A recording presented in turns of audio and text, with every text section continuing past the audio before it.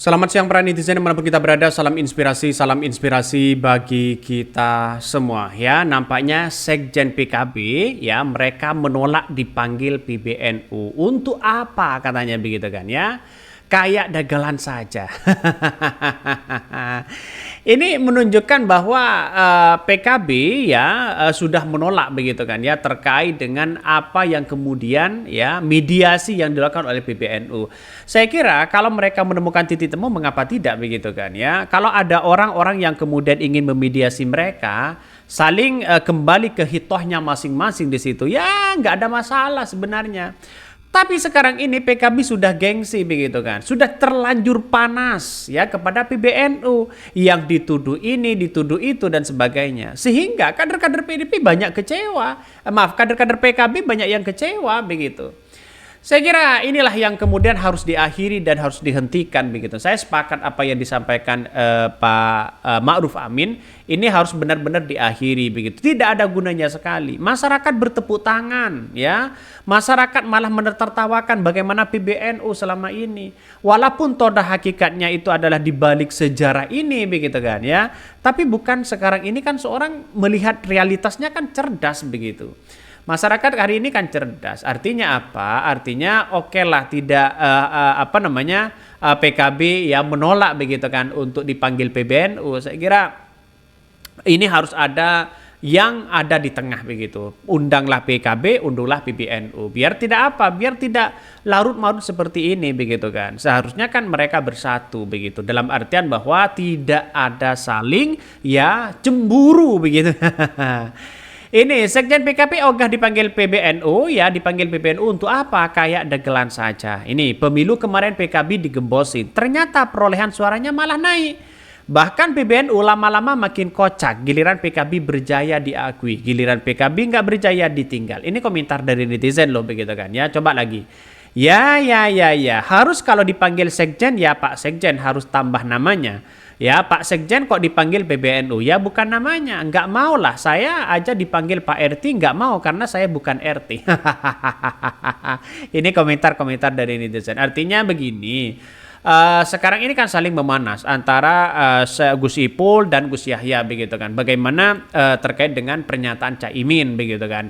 Seolah-olah bahwa PKB ini diibaratkan ya pabrik pabrik mobil yang rusak begitu kan ya. Ini mau ditarik kembali kabarnya begitu.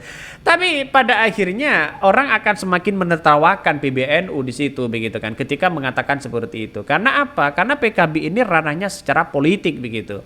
Artinya apa? Artinya tidak ada kaitannya dengan PBNU. Maka semuanya PBNU itu ya berjalan bagaimana mereka mengurusi keumatan ya, terus kemudian sosial, keagamaan di situ. Kalau ini dicampur adukan dengan politik, maka semakin memberikan nuansa yang bersifat politis itu begitu. Makanya PKB sekarang ini kader-kadernya mereka mengkritik habis-habisan PBNU dan juga PBNU mengkritik juga habis-habisan PKB. Padahal gak usahlah diterusin, ini malah menjadi bumerang, menjadi tertawaan bagi ormas-ormas yang lainnya begitu. Dari partai-partai yang lainnya begitu. Saya kira politik ini masih kurang halus begitu kan. Padahal ini organisasi dari PBNU ini kan orang-orang hebat begitu kan. Ya, Gus Yahya HMI, Gus Ipul HMI begitu kan. Itu kan sudah bisa ditebak bagaimana ceritanya begitu kan ya, kekuatan orang-orang hebat itu begitu. Tapi ya kita lihat saja nampaknya bagaimana dengan PMI. Mari kita baca ya. Perusahaan keluarga Imin mana mau diperbaiki? Semuanya sudah dikongkong ya, konco-konconya. Tapi harus berani dong, bila tidak butuh NU lagi jangan tanggung-tanggung tuh. Ini komentar netizen. Biasa ada pro dan kontra. Ketika urusan duit dan perut nyangkut ke parpol membuat niat orang dan keberpihakannya. Jabatan politik hanya simbolik, orangnya sama saja dengan kebanyakan gak ada istimewanya. Ini komentar dari netizen banyak sekali pro dan kontra, tapi saya menggarisbawahi bahwa hal-hal seperti ini bagian dari demokrasi sebenarnya. Orang akan melihat, orang cerdas melihat fenomena yang terjadi selama ini. Bisa saja ya dalam hal ini bisa saja bersifat politis atau apa begitu kan. Tapi yang terpenting adalah kita sama-sama tahu bagaimana ya orang-orang hebat yang sudah berpengalaman dalam organisasi begitu kan. Ya kurang lebih banyak yang mengatakan wah ini bersifat politis atau tidak begitu. Tapi saya apresiasi luar biasa kepada Caimin ketika disanggol dikit dia membuka data begitu kan. Data itu diperlihatkan bahwa ya kursi di PKB itu sangatlah tinggi sejak kepemimpinan dari seorang Caimin ini. Mari kita baca ini. Sekjen PKB ogah dipanggil PBNU untuk apa ya? Untuk apa dia datang? Kira-kira seperti itulah.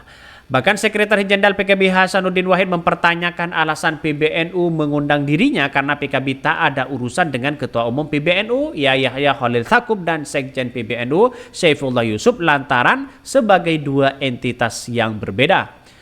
Tiba-tiba tim mengundang saya kayak degelan aja. Untuk apa? Mana mungkin saya memenuhi undangan mereka. Secara organisasi kita nggak ada urusan ya dengan Gus Yahya.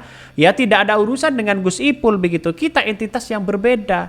Hasanuddin juga menegaskan tak akan mungkin datang untuk memenuhi panggilan PBNU. Ia lantas heran dengan sikap PBNU yang sebelumnya pemilu di 2004 lalu sempat menyatakan PKB bukan representasi NU. Ya kemudian ia menilai PKB justru digembosi ketika pemilu di 2024 sedanglah berlangsung. Bayangkan, PKB saja digembosi oleh PBNU, ya masih kursinya masih naik, apalagi tidak digembosi. Bisa saja sudah terpilih mereka wakil presiden Caimin. Kan begitu ya. Ini kan sudah mulai diungkap begitu kan ya. Bagaimana PKB merasakan sakit hati mereka. Kalau ya toh pada hakikatnya PKB ini orang-orang NU tidak milih PKB di situ begitu kan. Padahal digembosi sana sini di Pilpres. Padahal ya Caimin dikritik habis-habisan oleh Gus Ipul di situ. Ya makanya ada penyelewengan, ada ini tidak kembali kepada sejarah dan sebagainya. Ini kan gimana begitu kan untuk menilai organisasi itu begitu. Masyarakat sudah bisa lah dah. Tapi kita lihat bahwa dari Caimin ini sangat tinggi sekali perolehan kursinya begitu. Wajar kalau mereka mengatakan dan sekarang ini mengatakan saya ini adalah PKB yang kemudian berjalan tanpa NU. Nah, ini yang kita lihat begitu kan. Tanpa NU saja PKB juga naik drastis luar biasa kok begitu apalagi ya didukung oleh NU. Kan begitu pemikiran dari kader PKB. Saya kira benar apa yang disampaikan oleh Sekjen ini bahwa ya ngapain kita harus datang, tidak ada urusan dengan PKB. PKB kan urusan PBNU kan urusan keagamaan, PKB ya urusan politik, tidak nyambung di situ kalau ditemukan, maka orang akan melihat sebagai politis begitu kan. Ia menilai Gus Yahya dan Gus Ipul terang-terangan menggembosi dan merusak PKB hingga mengadu domba warga NU dan PKB. Di sisi lain ya Hasanuddin menilai PKB ya berprestasi dan organisasi yang sehat. Ia menyinggung 3.000 lebih dari calon kepala daerah memperebutkan rekomendasi untuk maju di pilkada dari PKB. Ia juga heran jika PKB dianggap rusak namun belakangan diajak untuk masuk ke koalisi presiden terpilih.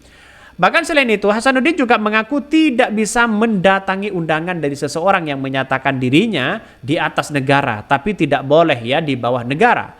Bahkan ia menilai bahwa seolah-olah pernyataan itu mengabaikan konstitusi Indonesia bahwa ada institusi atau orang yang lebih tinggi dari negara. Bahkan ya PKB sempat memanggil ex-sekjen PKB Lukman Edi pekan lalu, kini PBNU mengirimkan undangan kepada Hasanuddin Wahid untuk memberikan keterangan mengenai hubungan NU dan PKB. Dari undangan yang beredar, Hasanuddin diminta untuk datang ke ruang rapat lantai 5 gedung PBNU, Jalan Keramat Raya Jakarta. Ya mereka tolak begitu kan. Ya ngapain pasti seperti itu begitu. Ya pasti orang-orang PKB atau kader-kader PKB mengatakan ya siapa yang memulai dan siapa yang mau mengakhiri.